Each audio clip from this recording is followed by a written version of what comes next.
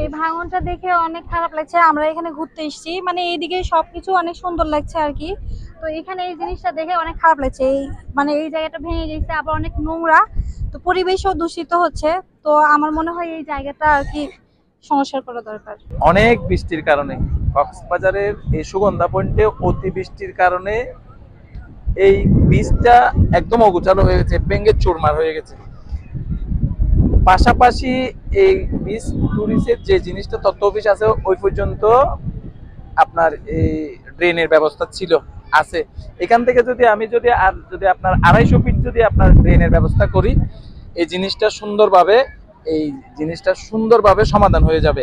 কক্সবাজারের যিনি বর্তমানে কক্সবাজারের পৌরসভার যিনি শ্রদ্ধাভাজন আছেন, যিনি কর্তা আছেন, উনি সুনির্দিষ্ট কামনা করতেছি, এবং উনি যদি এই জিনিসটাকে এখানে এসে উনি যদি মনিটরিং করে যায়, আমার মনে হয় খুব দ্রুতই অচিরে এই জিনিসটা সমাধান হয়ে যাবে। কক্সবাজার যে উপরের যে সুগন্ধার যে হোটেল আছে, যেখান থেকে আপনার এখান থেকে একদম জিনিসগুলি একদম ড্রেন ব্যবস্থা নাই বললে চলে, ওগুলো একদম একদম ভরে গেছে, ভরাট হয়ে গেছে পাহাড় কারণে। পাহাড় যখন আপনার বৃষ্টি হয়, অসাধুরা পাহাড় কাটার কারণে এই জিনিসটা আপনার হয়ে গেছে। এখান থেকে যখন পানি আসতে পারে না, এই জিনিসটা পানিটা ওভারফুল করে আমাদের এই প্রথম 27 বছর আমি জীবনে দেখি নাই, এই সর্বপ্রথম এই জিনিসটা সুগন্ধা বীজটা।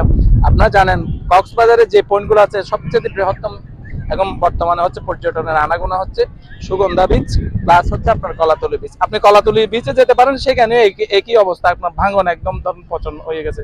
তো আমি সন্তুষ্ট যারা পৌরসভার বর্তমানে যারা চিফ আছেন, ওনার মহোদয়ের কাছে আমার একটু আকুল আবেদন, আমি একজন ব্যবসায়ী হিসাবে সবার আবেদন উনি যেন এসে সচক্ষে দেখা যায় এবং এই জিনিসটা সমাধান করে যায়। আসলে কলাতুলির সুগন্ধায় সবসময় মানুষের আনাগোনা সমাগম বেশি হয়। তো এই অতিবৃষ্টির কারণে মেইন পয়েন্ট দুটাই পানি নেমে চলাচল করার অবস্থা নাই, যার কারণে আমরা সাধারণ ব্যবসায়ী এবং পর্যটকরা চলাচল করতে বাধাবিঘ্ন হচ্ছে। আগের যে সুগন্ধা পয়েন্ট, সেখানে এখনকার সুগন্ধা পয়েন্টের কোনো মিল নেই।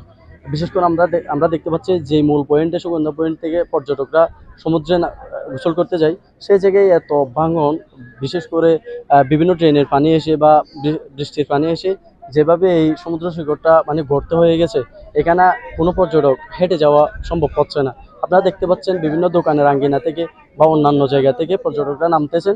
বিশেষ করে এই জিনিসটাতে আমি মনে করি পর্যটক খাতের জন্য একটা অন্যতম জায়গা হচ্ছে এই জায়গায় কর্তৃপক্ষের নজর দেওয়া উচিত। বিশেষ করে পর্যটক শিল্পকে এগিয়ে নেওয়ার জন্য কক্সবাজারের যে পর্যটন কেন্দ্র হিসেবে যে বিশ্বের একটা মান ধরে রেখেছে, সেটা ধরে রাখার জন্য হলেও যত দ্রুত সম্ভব কর্তৃপক্ষের এই জিনিসটাতে নজর দেওয়া উচিত বলে আমি মনে করি। বাংলাদেশের মধ্যে বৃহত্তর পর্যটন নগরী কক্সবাজারের মধ্যে যে একটা সুগন্ধা পয়েন্ট আছে, এটা দেশের জন্য বিখ্যাত। যে এসে দেখলাম এটা মনে হয় কোনো সুগন্ধা পয়েন্ট না, মনে হচ্ছে আমরা কোনো গুহায় আসছি। যে আসার পর দেখছি এখানে অনেক ভাঙচুর জায়গা দেখা যাচ্ছে। দেখার পর উপভোগ করছিলাম যে এবারে ট্যুরটা ভালো হবে না।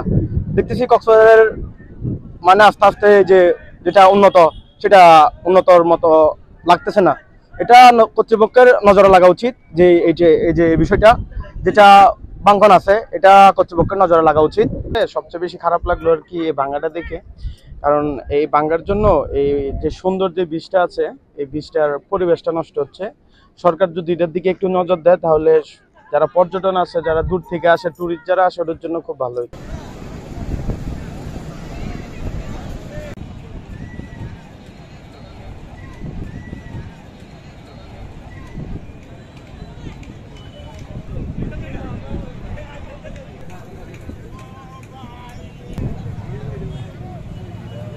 সুন্দর ভাই তো